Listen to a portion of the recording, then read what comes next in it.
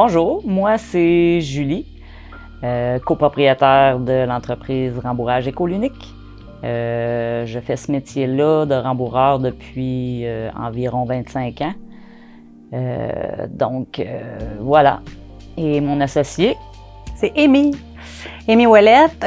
Moi, ça fait environ 10 ans que je suis rembourreuse. Rembourrage Écolunique existe depuis 2 ans. On va entamer notre 3e année bientôt.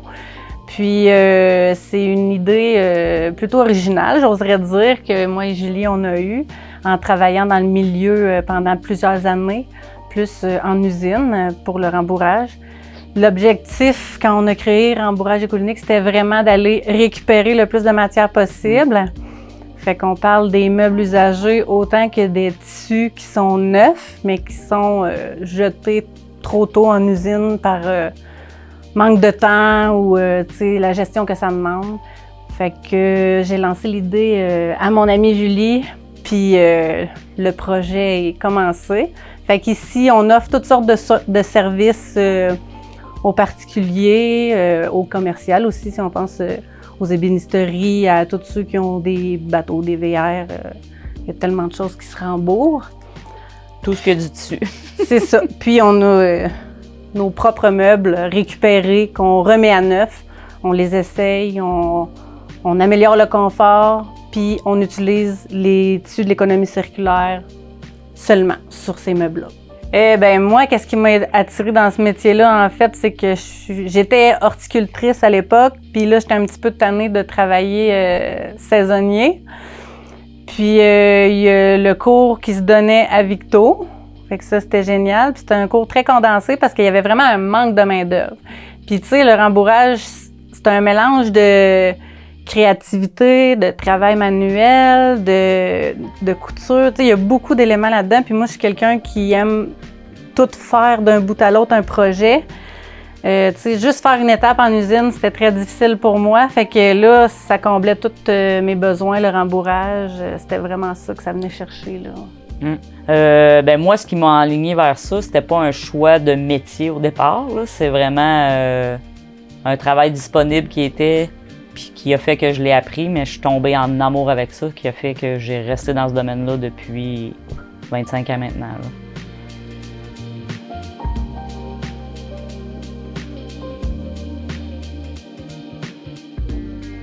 Puis pour les matériaux, par exemple, les tissus de l'économie circulaire, on s'est créé un réseau avec des entreprises de la région le plus possible. On essaie de moins s'éloigner possible, mais que eux, on le sait que les grandes entreprises, il faut que ça aille vite. Fait que les retailles qui sont quand même grandes, eux autres, ils les gèrent pas, ils gèrent des rouleaux de tissu.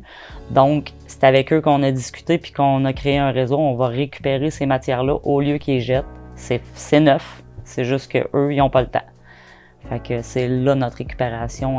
Sinon, la mousse, on n'a pas trouvé encore, mais on cherche. Mais les vis, les zips, toutes les matières qui sont encore bonnes, on les récupère autant que possible. Ce qu'on préfère faire dans le rembourrage, même si c'est très vaste puis qu'on fait de tout, je pense que c'est les meubles de maison. Puis surtout quand les gens viennent nous voir pour nous dire, tu sais, c'est vieux, mais moi je l'aime mon meuble, il est encore confortable, ça venait de... Souvent ça a une histoire. Puis c'est incomparable là, pour la solidité puis la longévité de ces meubles-là. On retrouve rarement ça maintenant neuf en magasin. Fait que pour ça, les meubles de maison, puis la clientèle est tellement ouverte pour l'économie circulaire, puis les choix de tissus qui sont sur place. Ouais, les meubles de maison, c'est notre numéro 1, là. L'économie circulaire, si je veux expliquer ça le plus simplement possible, c'est vraiment d'éviter de jeter.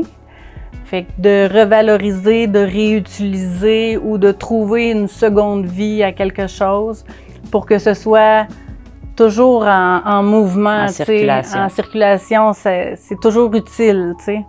Au lieu de créer, utiliser et jeter, là, on crée, on utilise, on remet à neuf, on vend, on réutilise, l'autre personne refait la roue, puis tu sais, ça peut durer longtemps, là. Fait que l'économie circulaire, c'est vraiment dans cette optique-là, fait que ça peut être utilisé dans n'importe quel domaine, là, puis pour n'importe quel matériau, si on veut mon avis, là, ouais. On privilégie les matériaux durables en premier lieu, c'est sûr. Tu sais, pour te donner un exemple, il existe 2 types de vinyle de cuirette, là. Ce qu'on retrouve beaucoup au magasin puis que les gens veulent plus de cuirette à cause de ça, c'est que ça pèle.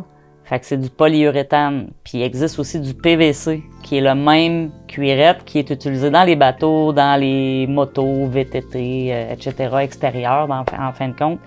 Mais celui-là, il pèlera pas, puis la durée de vie va être très, très longue. Ben nous, c'est ça qu'on utilise.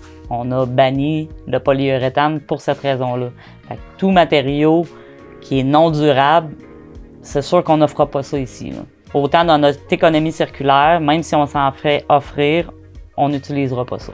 Notre plus grand défi avec notre modèle d'affaires qui est l'économie circulaire, c'est l'entreposage du stock, puis de s'assurer que ça roule bien, ce qu'on est capable de prendre, dans le fond, pour le repasser, pour ne pas accumuler la gestion, c'est ça.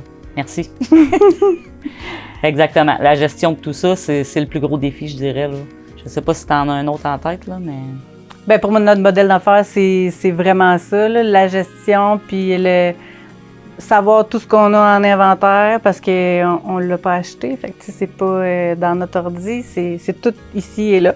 Ouais, c'est ça. Fait que c'est de se souvenir qu'est-ce qu'on a, est-ce qu'on a suffisamment pour offrir à ce client-là qui veut un projet, qui a besoin de X verges pour le projet. Il faut toujours être au courant de nos stocks, puis il faut toujours savoir qu'est-ce qu'on a. Il faut que ça roule bien, on ne veut pas les laisser prendre la poussière non plus, il faut que ça soit bien rangé, il faut qu'on s'y retrouve. Fait que ça, c'est un défi au quotidien, là.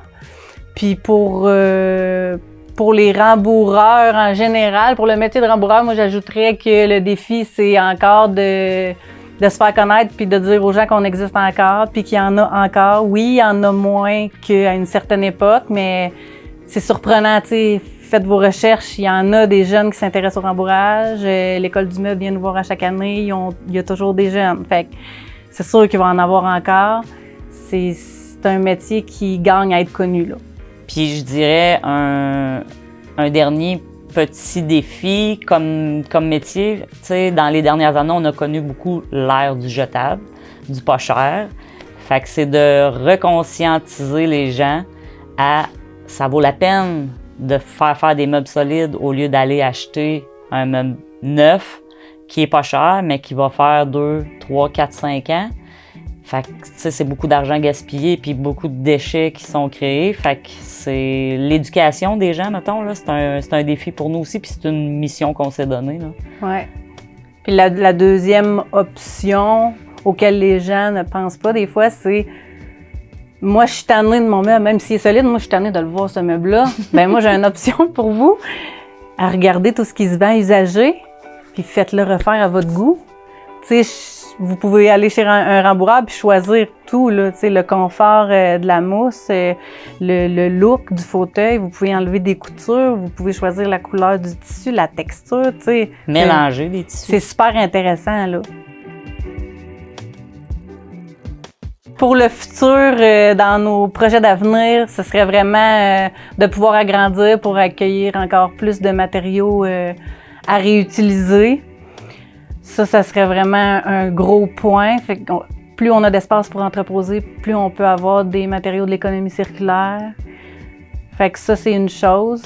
Puis, un autre de nos projets qui va avec un agrandissement aussi, c'est de pouvoir recueillir plus de meubles usagés à refaire et ensuite trouver des partenaires ou des plateformes ou des magasins qui seraient prêts à embarquer dans ce projet-là de la collection Écolunix pour les mettre en vente puis pour que ça bouge plus, qui nous permettrait d'en sauver plus. Bien, j'invite tout le monde qui a un projet ou qui est curieux à venir nous voir. On est situé à Warwick, au 17 rue Sainte-Jeanne d'Arc.